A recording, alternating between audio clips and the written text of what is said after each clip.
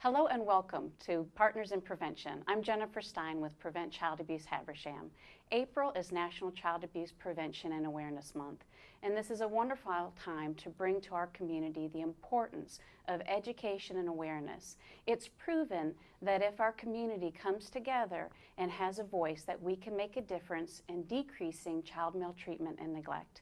So today we're going to be focusing on the various agencies and individuals that work with cases that come in that are suspected of abuse. So today we have with us Shannon Williamson. He is the Director of Division in Family and Children's Services for Habersham County. Yes. Richard Stein. Richard is the Sergeant for the Special Victims Unit for Habersham County. And we appreciate you coming in today to help us better understand when a case or when a person has a concern or suspect that something's going on and a child might need support, that you two are there. And I know you work with other agencies too. The community that we live in, sometimes we have this thought that we're free of these type of cases, that we don't have a community where child abuse and neglect occurs.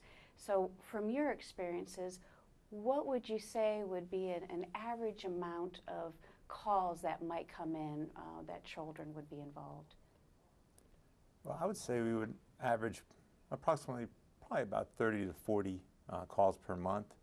That number could go up or down depending upon everything that's happening per se that year. But that's usually about the average. And then for somebody that might have an inkling that something's going on with a child, or those that are mandated reporters, how does one make a call or a claim? Because I know there can be confusion between calling law enforcement or calling Division of Family and Children's Services. So, what is the referral process, I guess? The referral process for law enforcement is if you believe a child is in immediate danger or harm's way, you need to call 911 immediately, or contact your local police department, sheriff's office, what have you. But if you want to report something and remain anonymous and go through, then that's when you would go through DFACS. And then Shannon, so for that, in the past, there's a couple different numbers to call. So sometimes people would call the local office, but that's not the number that they should call. Can you help explain how that would work? Well, yeah, we don't have the local numbers anymore. Okay. But we have the 877 Georgia Child number. Okay. And actually, let me give you that number. Okay, so we can sure. make sure I have that. It's actually 1855, 422-4453, and that's Georgia Child. The 877 is the inquiry number. Okay. And that's 877-4234746. So you can call that number if you want to find out about anything about DFACS. But the 855 Georgia Child number, that's the number to call for reporting child abuse. And like Richard has said, if there's an emergency situation going on, please call our local law enforcement. They would come out right away, and definitely Richard has my number, so right. we work closely together, and he would call us right away to step in and partner in preventing any abuse or neglect that's going on. Very good. And with that, once you call the main number, a case is opened. And so that tracking starts to take place. And would that be why it's so important to call the main number? Yes, yes. Once you call that number, the call center calls us immediately to say, hey, there's something going on at such address, or call our local law enforcement as well. And then we partner and go out to find out what's going on. Very good. And then so a common person like myself, I'm out shopping, or I see something that's concerning, or maybe I know the person and I've just been watching something for a while. How should I feel about reporting something like this? Do I have to worry about ruining somebody's life or possibly their profession? Is it handled confidentially? You know, what are some things that we could alleviate somebody's concern for reporting abuse? It is handled confidentially, and we get asked that a lot.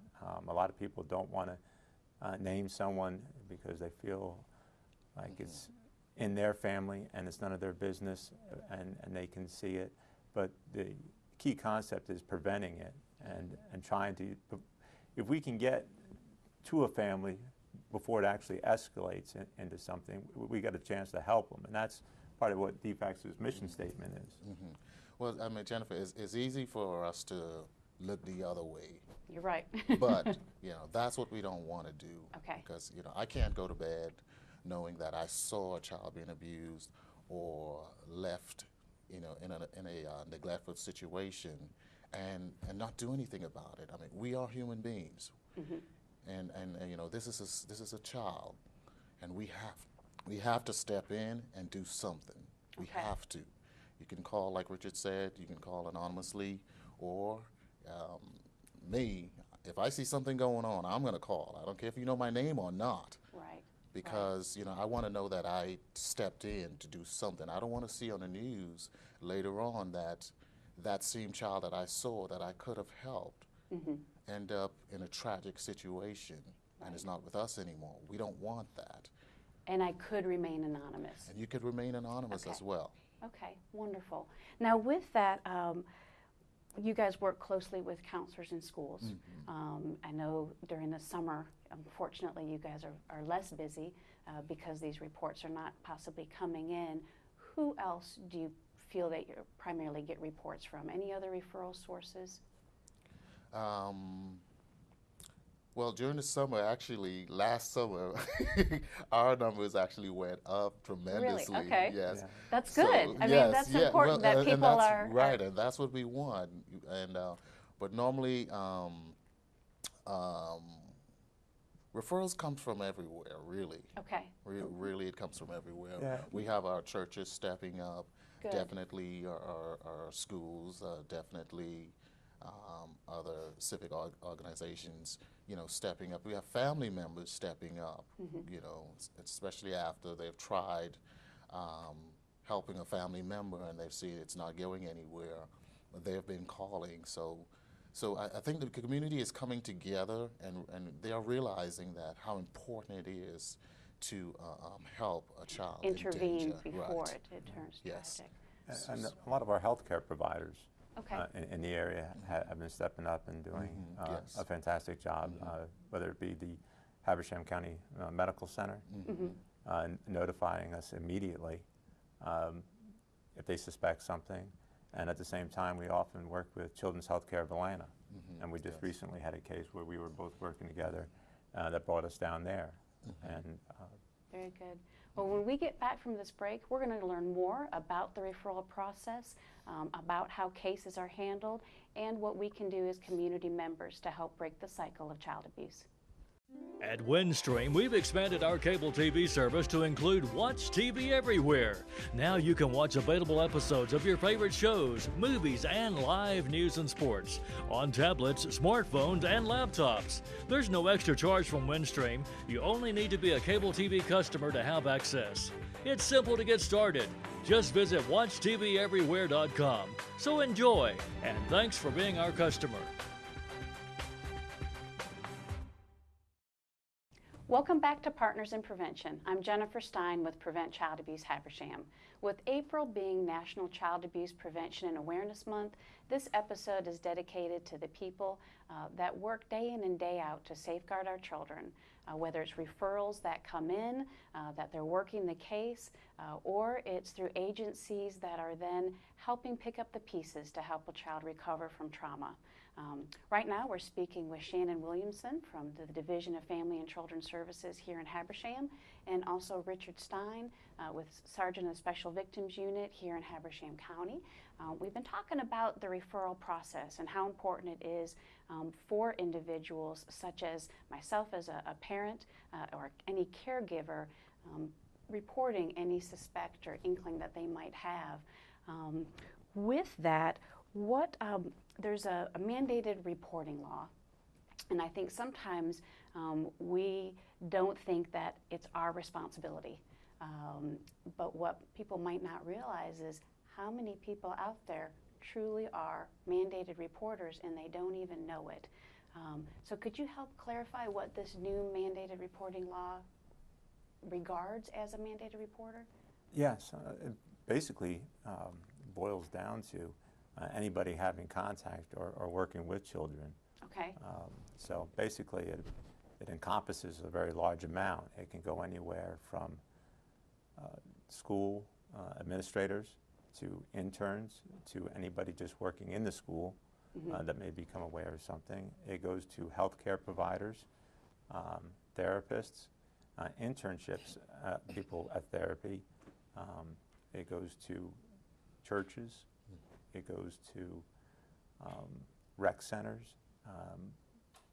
Basically anybody that would have contact with the child is nowadays considered a mandated reporter, and by law needs to file at least an oral report either through DFACS or through law enforcement or through the district attorney's office within 24 hours.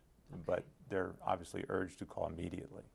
And anytime that a child they believe is in immediate danger, they should immediately call 911.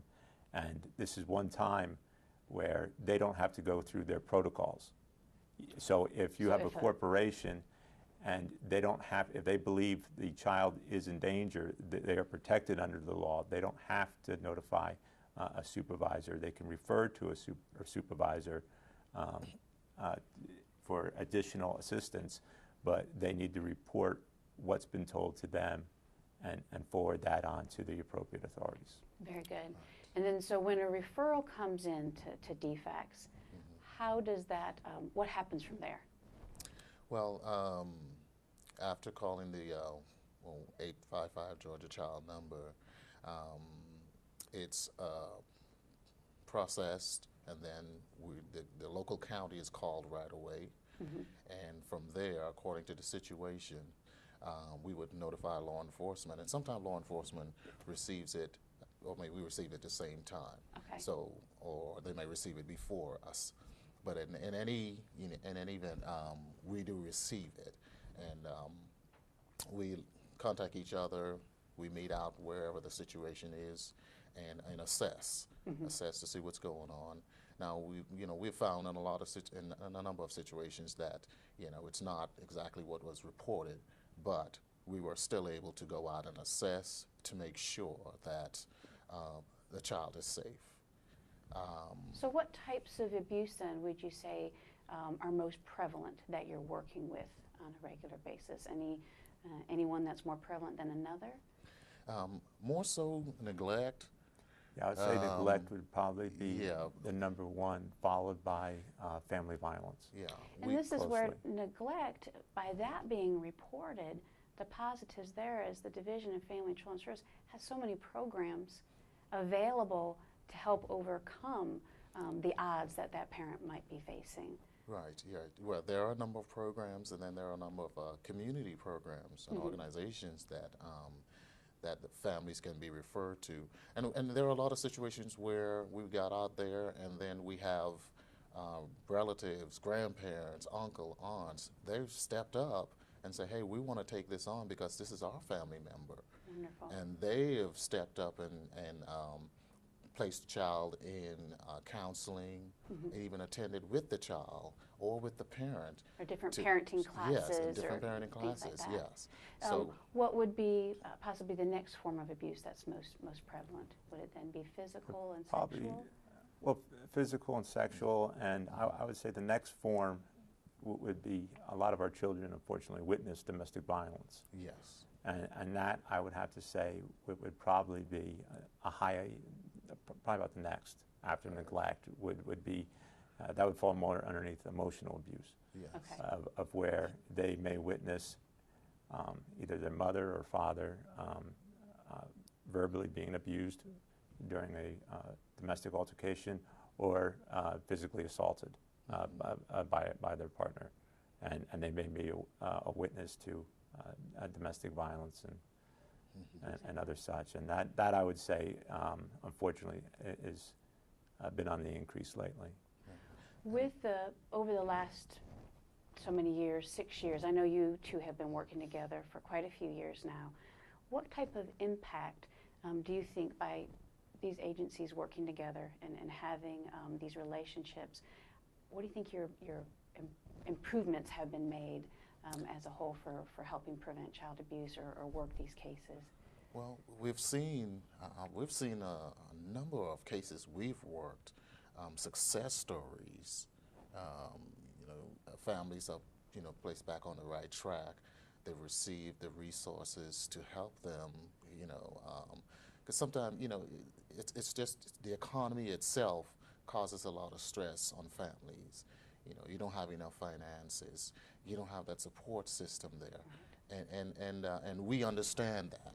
And so going in with that mindset, in a number of cases, we get to help direct them to resources that can help them. And it's so wonderful to see that there are so many organizations, so many anonymous donors and stuff who are willing to step up to support or help to be that support system for the families that are struggling out there. So especially through our partners, the schools and stuff, they've stepped up as well with a number of resources. So before the segment's over, Shannon, because I know that this is important that our viewers need to hear, one of the misconceptions that a lot of us have is that DFACS is there to remove the child. And what you're sharing with me, what is the mission of DFACS as far as this bringing these families together? Well, whenever it's possible, we definitely try to reunify the family, because we know that, like I said, stressful situations may cause an abusive situation or neglect. So whenever it's possible, we try to reunify. But if that's not possible, then we look to family members to step up. We look for friends, and in many cases, the parents that we're working with, they identify these resources who can keep their child while they go to counseling or classes or rehabilitation somewhere. And we've seen that, and know that to be, successful in a lot of our cases. Well, we are at the end of this segment. I can't thank the two of you enough for being a part of this special episode, being April being National Child Abuse Prevention and Awareness Month. And we'll be back in just a moment to learn more about an agency called the Powerhouse for Kids and how they work closely with law enforcement and DFACS to help our children. At Windstream, we've expanded our cable TV service to include Watch TV Everywhere. Now you can watch available episodes of your favorite shows, movies, and live news and sports on tablets, smartphones, and laptops. There's no extra charge from Windstream. You only need to be a cable TV customer to have access. It's simple to get started. Just visit WatchTVEverywhere.com. So enjoy, and thanks for being our customer. Welcome back to Partners in Prevention. I'm Jennifer Stein with Prevent Child Abuse Habersham. In this episode, with it being April, we are bringing focus to how it is National Child Abuse Prevention and Awareness Month. To do so, we have had law enforcement, Division of Family and Children Services here to share with you the importance of stepping forward as individuals in our community to help a child that might be at risk. Another very important agency that they work with is called the Powerhouse for Kids. So during this last segment, we're going to talk with Ruthie Zellner. She is a forensic interviewer with the Powerhouse for Kids. She is also a facilitator for Darkness to Light Stewards of Children training. And so with that, Ruthie, why don't we start off with sharing with the community, how does the Powerhouse get involved with this referrals that come to you or come to law enforcement? What point do you step in? So if law enforcement or DFACS received a referral of suspected abuse, either physical or sexual, also neglect or witness to a crime or witness to domestic violence, law enforcement or DFACS, one would call us and set up for the child to come and do a forensic interview, and also we provide medical exams as well. Okay. And then the medical exams there are very specialized, and my understanding, non-invasive. Anything you want Correct. to share there to help a parent maybe feel at ease? Yeah, it's just a normal exam, like, when a child would go to the pediatrician to have a checkup.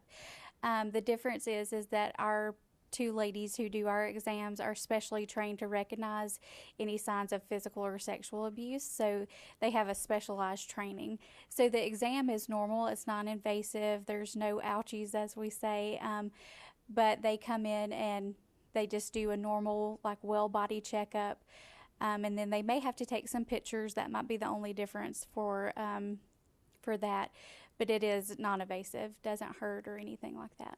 Wonderful. And so through that that process, during this investigation, what other things that can the Powerhouse do? What are some of the other resources that they offer the community? So we offer a lot of community trainings, like the Darkness to Light. We do that. If you have a group who wants to take the training, we'll come out, or you can come to Powerhouse and take the training. We offer those once a month.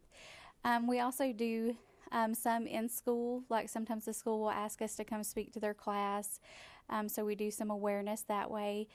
We have events, fundraisers, things like that we're involved with, so the community can be involved with us and know what we are. We have several different things that we have going on. We usually always have some kind of event or something happening, so there's lots of ways to get involved. And if a child that you're working with, and you're working with a family, if abuse was found, what kind of things are put in place to help them recover? So at Powerhouse, we have in our building an agency called Turning Points Counseling, and we would refer the child there for therapy, and it's free of cost, so Powerhouse would pay for the child to go there to receive therapy for the abuse. So they're a separate agency from us, but they're in the same building. Right. So all of our therapy clients will be referred to them. And with that, how would it be important for a child to see that type of therapist versus maybe a faith-based therapist? Is there anything special that they're trained in? They are, all three of our therapists that we have are trained in trauma-focused therapy. That therapy is very important for a child who's been through any kind of trauma. There's lots of different types of counseling, but trauma therapy is very specialized to be able to work with the child to help them work through that trauma and then move past it, so that they can, exit healthy and happy and heal from the trauma that's happened to them. Very good. Now I know that there's some changes going on at the Powerhouse. Yes. And so those of you that have never been to the Powerhouse for Kids, one of the most beautiful things about it is it looks like a home. It does. Very warm and friendly, and you've got a family living room. A child might not realize that these things are going on, of course, for their benefit. But what are some of the changes happening? So unfortunately, we've outgrown our facility, so we are adding a new wing on. We'll be having 4 new therapy rooms, and it's going to provide some extra space for us just to have workspace, and we'll have an additional conference room in case we have to have a meeting and a cases there at the same time, so we can kind of do 2 separate things at once. Right. We'll have 2 separate waiting rooms, one for crisis cases and then one for clients who are there for therapy. Ongoing, okay. Right. We've learned that, different emotions are happening. Different things going on. It's better to have them, separated. So we'll have 2 different waiting areas for that. And it's going to provide us just a lot more space, a lot more storage and stuff to be able to effectively help our clients better. But we still will look like a house. Okay. It's not going to look like a facility or anything like that. It's still very warm homey and friendly. yeah. Now you've got a fundraiser event coming up. Do you want to share a few details so that way if somebody wants to help support Powerhouse for Kids, this is just one way. Yes, we have our race coming up on May 9th. Okay. It's our 5K, 10K race that we've had for the past, I think this is our 5th one. So the 5K starts at 8 o'clock, and it's at the Georgia Baptist Assembly in Toccoa, and it's a beautiful race. It's a really pretty place to run. And so that's going to happen. The 5K starts at 8, then the 10K starts at 8:45. And if somebody wants to sign up, do they call the Powerhouse or do they go out to your website? They can pick up a registration form at Powerhouse, turn it back into us there, or it's also on active.com. Very good. So they can register on active.com as well. Very good. Now, if there were 2 things that you would recommend to a caregiver that they should do to help safeguard a child, what might be a couple of those things? I would suggest to any parent to take the Darkness to Light training.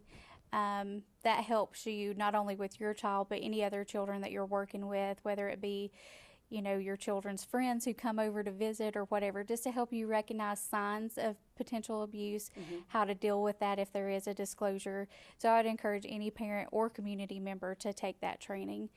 And then also just talk to your children about their bodies, how to keep their bodies safe, what's okay, what's not okay, and just be very clear with them about what those things are. And here's just one last thing. Well, how young should they start that conversation? It can start from the time they're talking. Okay. As you know, just start talking to them about this is your body. So teenage years is too old at that yes, point in time. don't start too late. It's Very never, good. you know, I think on Darkness Light it says 8 is great, is the time to start talking about sex. So Very good. just as young as possible. Well, we've covered a lot today.